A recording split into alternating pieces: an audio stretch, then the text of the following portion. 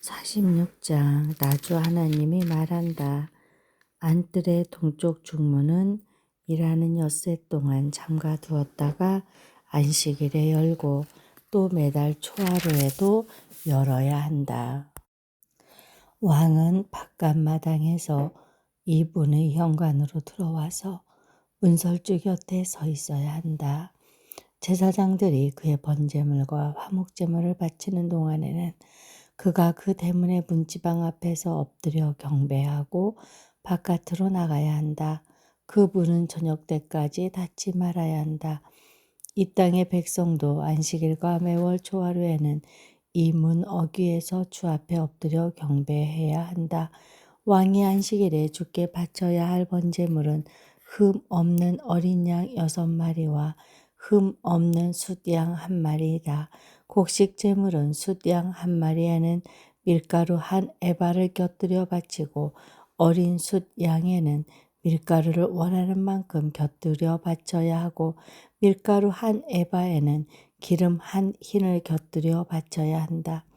매달 초하루에는 흠 없는 숫송아지 1마리와 어린 양 6마리와 숫양 1마리를 흠 없는 것으로 바쳐야 한다.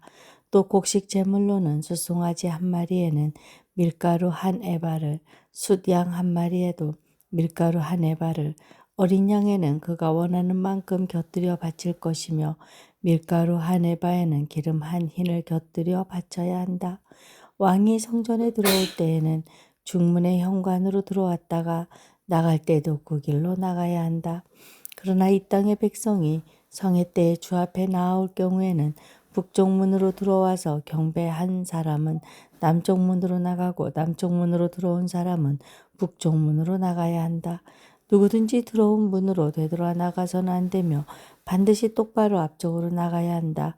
백성이 들어올 때에 왕도 그들과 함께 들어왔다가 그들이 나갈 때에 바칠 곡식 제물은 숫송아지 1마리에는 밀가루 1에바를 곁들이고 숫양 1마리에도 밀가루 1에바를 곁들이고 어린 숫양에는 원하는 만큼 곁들여 바치고 밀가루 1에바에는 기름 1흰을 곁들여 바쳐야 한다.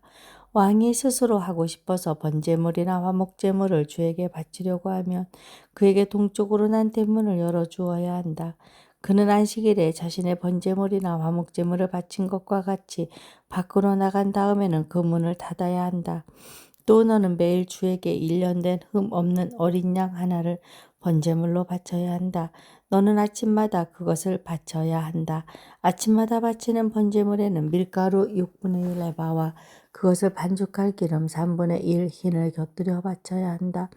이것이 주에게 바치는 곡식제물로서 영원히 지킬 규례이다. 이렇게 제사장들은 아침마다 어린 양과 곡식제물과 기름을 준비하여 정규적으로 드리는 번제물로 바쳐야 한다. 나주 하나님이 말한다. 만일 왕이 자신의 아들 가운데서 어떤 아들에게 유산을 떼어서 선물로 주면 그것은 아들의 재산이 된다. 이런 것은 유산으로서 아들의 재산이 된다. 그러나 만일 왕이 어떤 신하에게 유산을 떼어서 선물로 주며 그것은 희년까지만 그 신하의 소유가 되고 희년이 지나면 왕에게로 되돌아간다. 왕의 유산은 그의 아들들의 것으로서 오직 그들의 차지가 되어야 한다. 왕은 백성의 유산을 빼앗고 그들을 폭력으로 내쫓아서 그들의 유산을 차지해서는 안 된다. 왕은 자신의 재산만을 떼어서 자식들에게 유산으로 나누어 주어야 한다. 그래서 내 백성 가운데서는 아무도 자신의 재산을 잃고 멀리 흩어져 다니는 일이 없게 하여라. 그런 다음에 그가 나를 데리고 중문 곁에 있는 통로로 북쪽에 있는 제사장들의 거룩한 방에 이르렀는데 거기에 보니 그 거룩한 방들의 뒤편 서쪽에 빈터가 하나 있었다. 그가 나에게 일러주었다. 여기가 제사장들이 속건제물과 속죄제물을 삶으며 곡식제물을 굽는 장소다. 그들이 그 제물을 바깥들로 들고 나갔다가 그 거룩한 제물에 백성이 해를 입게 하는 일이 없게 하려고 한 것이다. 또 그가 나를 바깥들로 데리고 나가서 그 뜰의 네 구석으로 나를 데리고 다녔는데 보니 구석마다 뜰이 하나씩 있었다. 그 뜰의 네 구석에는 담으로 둘린 작은 뜰들이 있었고 그 길에는 40자요 너비는 30자였다.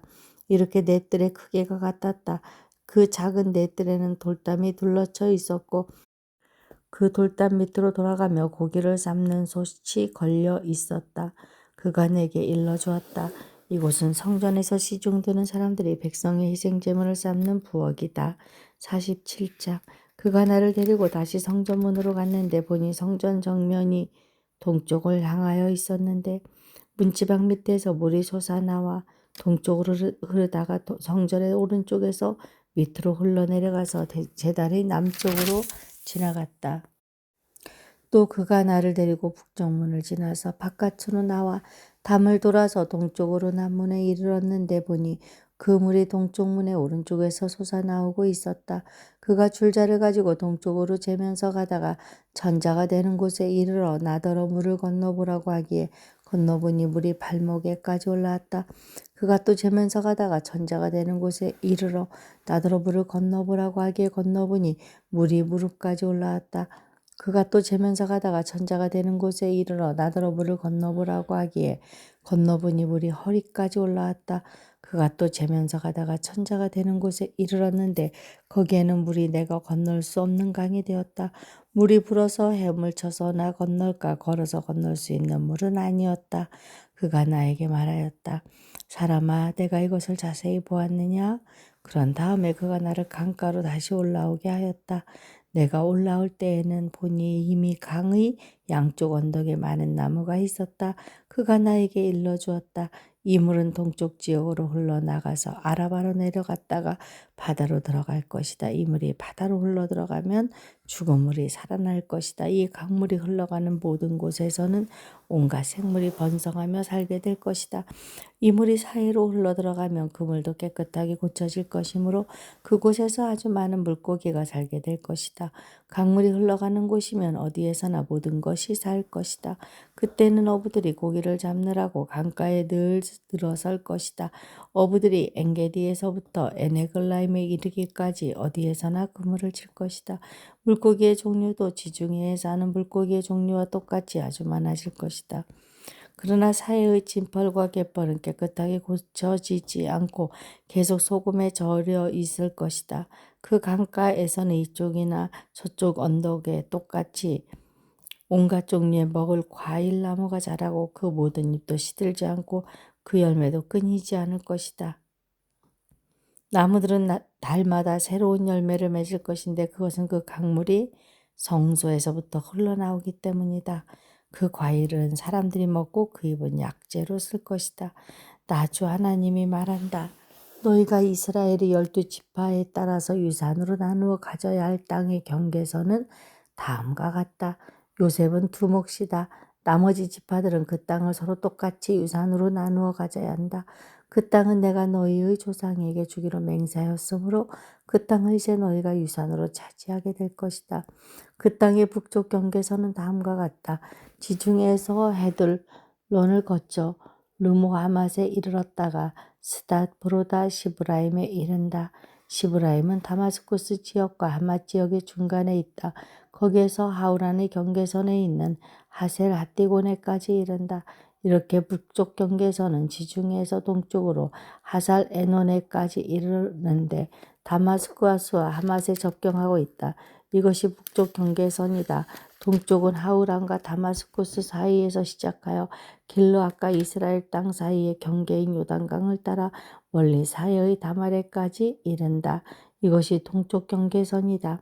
남쪽은 다말에서 시작하여 무리복 가데스의 샘을 지나 이집트 시내를 거쳐 지중해에 이른다. 이것이 남쪽 경계선이다. 서쪽 경계선은 지중해이다. 이 바다가 경계가 되어 르보 하맛으로 건너편에까지 이른다. 이것이 서쪽의 경계선이다. 이 땅을 너희가 이스라엘의 모든 지파별로 나누어 가져라. 너희는 말할 것도 없고 너희 가운데 거류하는 외국 사람들 곧 너희들 가운데서 자녀를 낳으면서 몸부쳐 사는 거류민들도 함께 그 땅을 유산으로 차지하게 하여라. 너희는 거류민들을 본토에서 태어난 이스라엘 족속과 똑같이 여겨라. 그들도 이스라엘 지파들 가운데 끼어서 제비를 뽑아 유산을 받아야 한다. 거류민에게는 그들이 함께 살고 있는 그 지파에서 땅을 유산으로 떼어 주어야 한다. 나 주 하나님의 말이다. 48장. 지파들의 이름은 다음과 같다. 가장 북쪽에서부터 시작하여 헤들론 길을 따라 르보하맛을 지나서 다마스쿠스와 하맛에 접경한 경계선을 타고 하살 에노네까지 그 북쪽으로 하막 경계선에 이르는 땅의 동쪽에서 서쪽까지의 땅으로 단지파의 몫이다. 단지파의 경계선 다음으로 동쪽에서 서쪽까지는 아셀지파의 몫이다. 아셀지파의 경계선 다음으로 동쪽에서 서쪽까지는 납달리지파의 몫이다. 납달리지파의 경계선 다음으로 동쪽에서 서쪽까지는 므낫세지파의 몫이다. 므낫세지파의 경계선 다음으로 동쪽에서 서쪽까지는 에브라임지파의 몫이다. 에브라임지파의 경계선 다음으로 동쪽에서 서쪽까지는 르우벤지파의 몫이다. 르우벤지파의 경계선 다음으로 동쪽에서 서쪽까지는 유다지파의 몫이다. 유다지파의 경계선 다음으로 동쪽에서 서쪽까지는 너희가 거룩하게 바쳐야 할 땅이다. 그 너비는 25,000자이고 그 길이는 다른 지파들의 목과 같이 동쪽에서 서쪽까지이고 그 한가운데 성소를 세워야 한다. 너희가 주께 거룩하게 바쳐야 할 땅은 길이가 25,000자요 너비가 10,000자이다. 거룩하게 바친 이 땅은 제사장들에게 주어야 한다. 그들에게 줄 땅은 북쪽으로 길이가 25,000자, 서쪽으로 너비가 10,000자, 동쪽으로 너비가 10,000자, 남쪽으로 길이가 25,000자이다. 그 한가운데 주의 성소가 있어야 한다. 이 땅은 거룩히 구별된 제사장들 곧 사독의 자손에게 주어야 한다. 그들은 이스라엘 자손이 잘못된 길로 갔을 때에 레위지파의 자손이 잘못된 길로 간 것처럼 하지 않고 내가 맡겨준 직책을 지킨 사람들이다. 그러므로 그들은 거룩하게 바친 땅 가운데서도 가장 거룩한 땅을 받아야 하고 레위지파의 경계선과 인접해 있어야 한다. 레위지파가 차지할 땅도 제사장들의 경계선 옆에 그 길이가 25,000자요 너비가 10,000자이다. 그 전체의 길이는 25,000자요 너비는 20,000자이다. 그들은 이 땅을 팔거나 다른 땅과 바꿀 수가 없고 또 가장 좋은 이 부분을 다른 사람의 손에 넘겨주어서도 안 된다. 그것은 주의 거룩한 땅이기 때문이다. 너비가 5,000자요 길이가 25,000자인 나머지 땅은 성읍을 세울 속된 땅이다. 그 한가운데 있는 땅은 성읍을 세워서 거주지로 사용하고 그 나머지는 빈터로 사용하여라. 그 성읍의 크기는 다음과 같다. 북쪽의 길이도 4,500자, 남쪽의 길이도 4,500자, 동쪽의 길이도 4,500자, 서쪽의 길이도 4,500자이다. 이 성읍 빈터의 크기는 북쪽의 너비가 250자, 남쪽의 너비가 250자, 동쪽의 너비가 250자, 서쪽의 너비가 250자이다.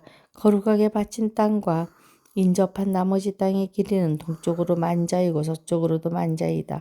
그 땅은 거룩하게 바친 땅과 인접하여야 하며 그 농산물은 성읍에서 일하는 사람들의 먹거리가 되어야 한다. 이스라엘의 모든 지파에서 뽑혀 와서 성읍에서 일하는 사람들만이 그 땅을 경작할 수가 있다. 거룩하게 바친 땅 전체는 길이도 25,000자요 너비도 25,000자이다. 너희는 이렇게 그 성읍의 소유지를 포함하여 거룩하게 바친 땅을 네모 반듯하게 구별해 놓아야 한다. 거룩하게 구별하여 바친 땅의 양옆과 성읍에 딸린 소유지의 양옆에 있는 나머지 땅은 왕에게로 돌아갈 몫이다. 거룩하게 바친 땅 곧 25,000자가 되는 지역에서 동쪽 국경까지와 25,000자가 되는 지역의 서쪽 국경까지 다른 지파들의 목과 병행되게 뻗어 있는 나머지 땅이 왕의 몫이다. 거룩하게 구별하여 바친 땅의 성전의 성소가 그 땅의 한가운데 있어야 한다. 그래서 레위지파의 유산과 성읍에 딸린 소유지는 왕의 소유지의 한가운데 있다. 왕의 소유지는 유다지파의 경계선과 베냐민지파의 경계선 사이에 있다. 나머지 지파들이 차지할 땅은 다음과 같다. 동쪽에 서쪽까지는 베냐민지파의 몫이다. 베냐민지파의 경계선 다음으로 동쪽에 서쪽까지는 시므온지파의 몫이다. 시므온지파의 경계선 다음으로 동쪽에 서쪽까지는 이사갈지파의 몫이다. 이사갈지파의 경계선 다음으로 동쪽에 서쪽까지는 스불론지파의 몫이다. 스불론지파의 경계선 다음으로 동쪽에 서쪽까지는 갓지파의 몫이다. 갓지파의 경계선은 남쪽의 국경선이 다말에서부터 시작하여 물이 바가 데스셈에 이르고 거기서 이집트 시내를 따라 지중해에 이른다. 이것이 너희가 제비를 뽑아 유산으로 이스라엘의 지파들에게 나누어 주어야 할 땅이다. 이 땅들이 바로 그 지파들의 몫이다. 나 주 하나님의 말이다.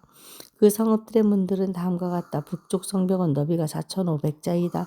그 성읍의 문들은 이스라엘 지파들의 이름에 따라 부른 것이다. 북쪽에 문이 셋 있는데 하나는 루벤 문, 하나는 유다 문, 하나는 레위 문이다.